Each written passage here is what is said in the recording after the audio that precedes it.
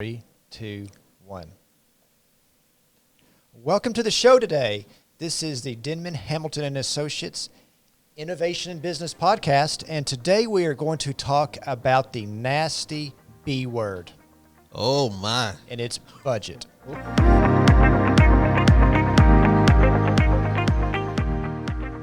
So I think what we need to kick off is to just define what a budget is not. A budget is not a punishment tool given by your CPA. A budget is a guide. It's a pathway. It should be your friend as you walk along the path of running and tracking your businesses. And that's really important because at the end of the day, the owner of the business is really in charge of the budget. Just like they're at home, they're in charge of their personal budget.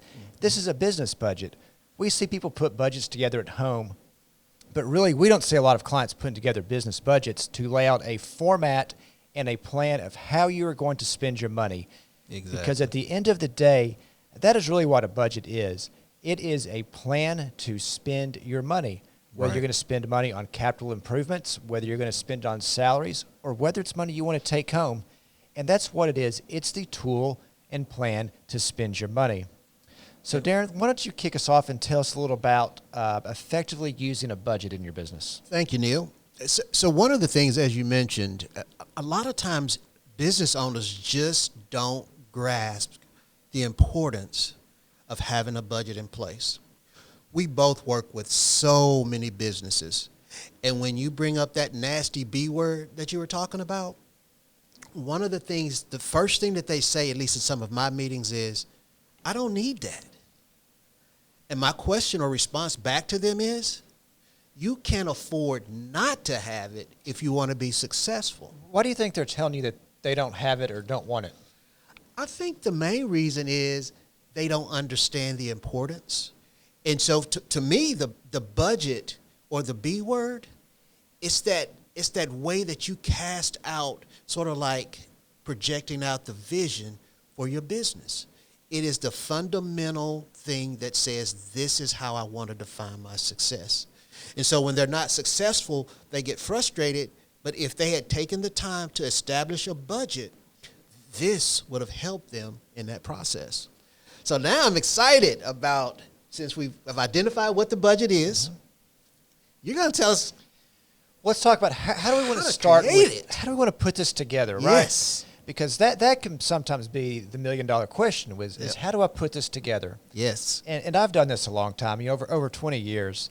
And a lot of times people come into budget meetings with very unrealistic numbers. Yeah. They're going to say, I'm going to spend no more than $1,000 this year on travel. Yep. Well, okay, that's great. How did you come up with that number? Did anybody ask a question? How did you come up with that number? In that $1,000, where are you going to travel? What are you going to do? So that's one thing to understand. And just making sure you don't just have artificially low numbers so your budget looks good. Because if you have bad artificially low numbers in your budget, you're going to say, man, I should be making all this money at the end of the year. And a lot of times a business owner plans, I'm going to live off that money because that's what's in the budget. Exactly. Well, just because it's in the budget doesn't mean it's what you actually have, right? Because you've got to be tracking along with the budget. The other thing that's important in putting a budget together is you've got to go back to the old adage, garbage in, garbage out. You've got to have some type of baseline historical point to work off of. We'll go back to that travel number. Say I'm going to spend $1,000 on travel. But if we go back and look at your historical numbers, pull them together, maybe you're spending $6,000, $7,000, $8,000 a year on travel. Right. Well, what makes us think that you're going to go back and truly spend $1,000? Because it seems like you're spending 7 or 8. We want you to be able to think through that process because you've got to be able to think and go through deductive reasoning and say, does this make sense in the budget? Not something that looks good on paper, not something that my accountant gives me a pat on the back for, but does it make sense as we walk through this process? Does it make my budget and my business run better to have good numbers for me to track against and see how am I actually doing? Yeah. One of the things that you're saying that I think a lot of people can draw from is the fact that, one, you have to establish that baseline. But in addition to establishing the baseline, you have to set aside a time to evaluate, once the budget is set, You have to set aside time to evaluate the effectiveness of what you planned. That means you have to, one, get your financials done timely. Two, you have got to take time with the management, your CPA, and your business partners to evaluate how you're doing compared to your plan. So those are great points. Because if you're not on with your plan, you're not going to be where you want to be at the end of the day. Your roadmap of spending your money is going to take you somewhere where you may not want to go. Exactly. And then you're mad at yourself, everybody else, and at the end of the day, it all starts with us as business owners. Great And it can point. also lead to a lot of frustration because you for say, sure. man, my budget's always off. I'm always over. Well, maybe that goes back to not planning that correctly up front. Yeah. And asking those critical questions and really thinking through it. And if you're in a growth mode and you're working on your business, you need to know how growth in your business is going to affect your budget, because that can have a huge impact. Significant. Yeah, I agree. So we're going to talk about some budgeting tools. So Neil laid the foundation on the importance of preparing a budget, what makes up a budget. And so a lot of people say, well, I want to use one tool or the other. My take on that is I'm not necessarily concerned that you use one tool over another. What I am concerned about is, one, you do like kind of what you were talking about. Establish the baseline. Make sure it's realistic based on historical information. Two, you set aside a plan that actually allows for evaluation.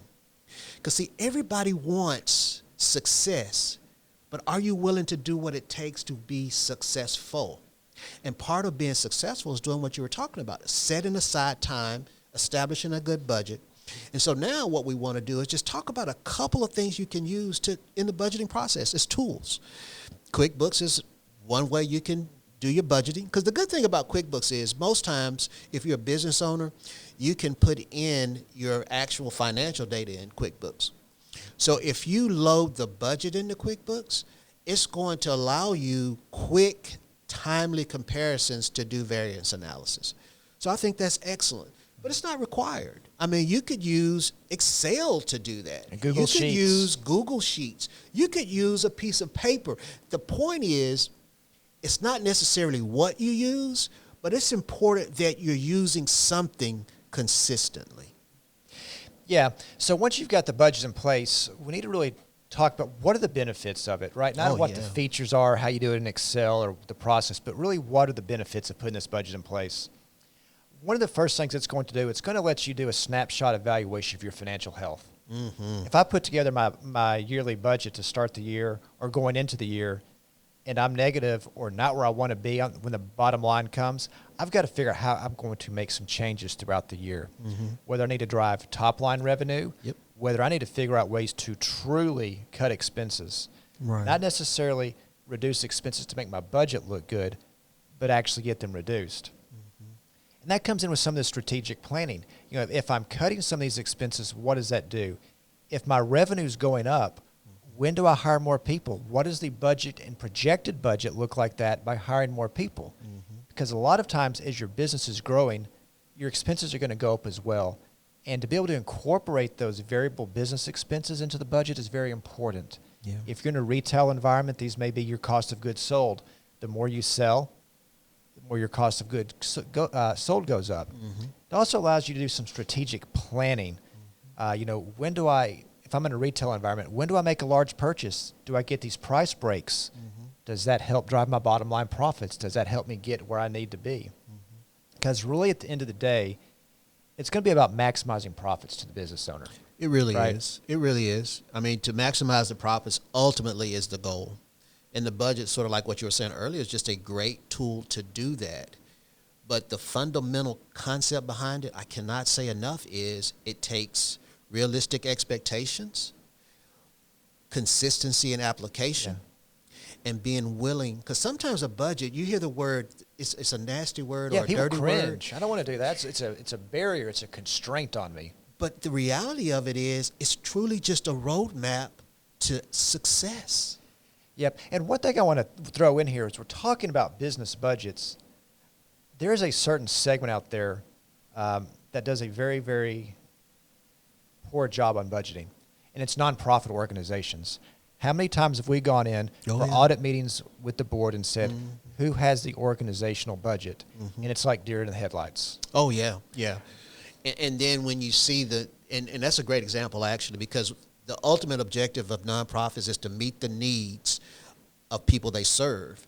And so what we'll see is there's not a lot of needs being met, and there's not a lot of resources available. And they wonder why they're struggling. It's we need to Exactly. lay out the budget. Usually it's even spelled out in their bylaws. It says you've got to have a budget. Exactly. Great information. Well, hey, thank you guys so much. We appreciate it. And our next podcast is going to be some powerful information. It's dealing with KPIs. And what are KPIs, Neil? Key performance indicators. Oh, man, I tie cannot in nicely wait. with the budget segment. Oh, man, for sure. Thank you, guys. Thank you.